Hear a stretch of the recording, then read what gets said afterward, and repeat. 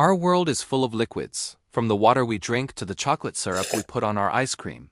But not all liquids behave the same way. You know, like that one time you poured milk into your cereal and it took forever for it to mix because the milk was so thick. Or another example, blood, which is considered a liquid, but has a strange ability to clot. The reason for this comes down to the structure of the liquid itself. And while scientists have been researching the behavior of liquids for decades, they still can't figure out why some liquids just won't flow. To understand why some liquids won't flow, let's take a step back and explore what makes a liquid a liquid. What do all liquids have in common?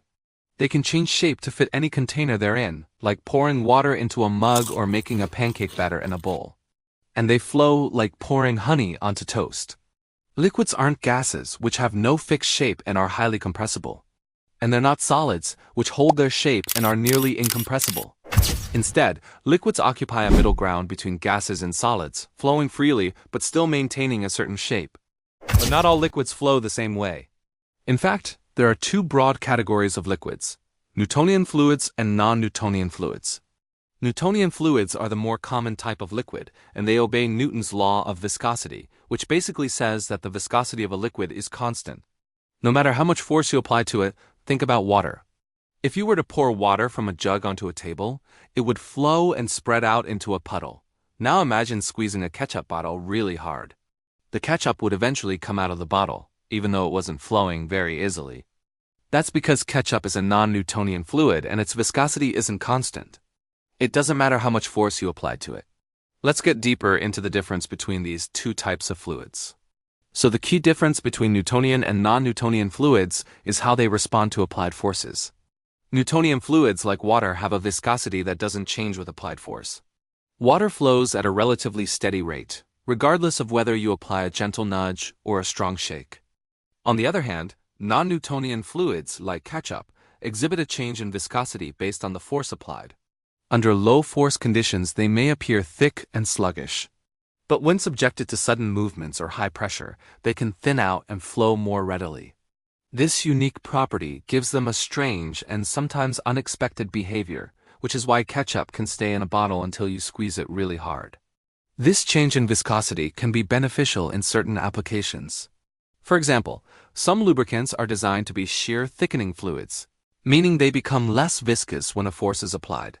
This property makes them ideal for use in machinery, where they can form a protective layer that reduces friction and wear. Let's take a look at this oobleck. When you touch it, it feels like a solid, but if you let go, it flows like a liquid.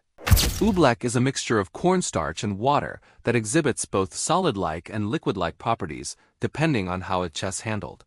It's a perfect example of a non-Newtonian fluid called a Bingham plastic. These fluids require a minimum amount of force to initiate flow. Once that threshold is crossed, they flow like a regular liquid, but below that force, they behave like a solid. Now you might be wondering why this happens. It's all about the molecules.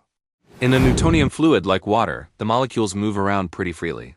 When an external force is applied, the molecules slide past each other and the fluid flows. But in a non-Newtonian fluid like oobleck, the molecules are more tightly packed and don't move as easily. When you apply a force to a Bingham plastic, the molecules near the point of contact with the surface begin to slide past each other. But since the molecules are so tightly packed, it takes a lot of force to get them moving. Once they start sliding, though, the fluid flows until the force is removed and the molecules settle back into their fixed positions. Another type of non-Newtonian fluid is known as a dilatant, which means that the fluid becomes thicker when force is applied. A common example is quicksand, which can be dangerous for those who find themselves stuck in it. Dilatants like quicksand don't thicken in the conventional sense. Instead, the particles within them spread apart when force is applied, increasing the distance between them. This makes it harder for the particles to pack together again, causing the fluid to behave like a solid until the force is removed. So why do some liquids refuse to flow? Well, it often comes down to the strength of the bonds between the molecules. In liquids like water, the bonds between molecules are weak, allowing them to move around easily and flow. However, in some liquids like certain polymers or suspensions of particles, the bonds between molecules are stronger. This can be due to factors like intermolecular forces, particle size, and concentration. In these cases, applying a force to the liquid causes the molecules to rearrange themselves, increasing the resistance to flow. The result is a liquid that appears to be stuck or solidified until enough force is applied to overcome the molecular bonds and initiate flow. Scientists have known about non-Newtonian fluids since the 19th century. In 1844, the British physicist James Clerk Maxwell described the flow properties of a fluid that is now known as Maxwell's fluid. One of the most famous examples of a non-Newtonian fluid is probably ketchup. The main ingredient in ketchup is tomato puree, which contains a high percentage of water and various dissolved substances. The complex interplay between these components creates a non-Newtonian fluid with unique flow properties. Ketchup is a shear thinning fluid, also known as a pseudoplastic fluid. This means it becomes thinner when a force is applied. The molecules in ketchup are entangled with each other, making it difficult for them to move past one another. Applying a force, such as squeezing the bottle, causes the molecules to untangle, allowing them to flow more easily. This is why ketchup tends to stay in the bottle until you give it a good shake to break up the stagnant state and allow the molecules to flow. But it's not just about the molecules. The container plays a crucial role too. Squeezing the bottle applies pressure to the ketchup, forcing it through the narrow opening. Once it reaches the surface, it's exposed to atmospheric pressure, which pushes back, creating a resistance to flow. This resistance causes the ketchup to thicken until enough force is applied to overcome it. Similar behavior is observed in honey, another well-known shear thinning fluid. Its thick consistency is due to the high viscosity of the liquid, which results from the strong intermolecular bonds between the sugar molecules.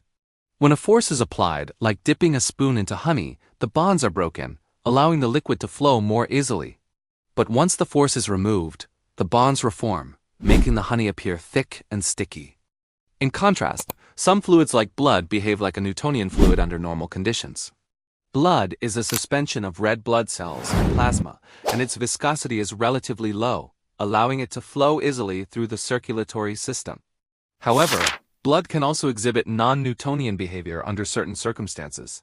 When blood clots, for example, it becomes significantly more viscous, effectively turning into a gel-like substance that blocks the flow of blood. This property is beneficial in preventing excessive bleeding when injured, but it's also an example of how non-Newtonian fluids can impact our bodies in unexpected ways. Understanding the properties of non-Newtonian fluids like blood is crucial in various medical applications. For instance, doctors can use special devices called viscometers to measure the viscosity of blood, which can help diagnose and treat conditions like hemophilia, a disorder that affects blood clotting.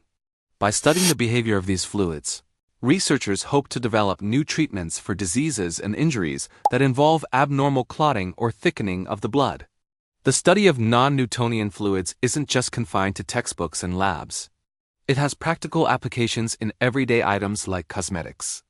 Many lotions and creams are formulated to be shear thinning fluids, which allows them to spread easily on the skin but then thicken slightly upon application, providing a smooth and creamy texture.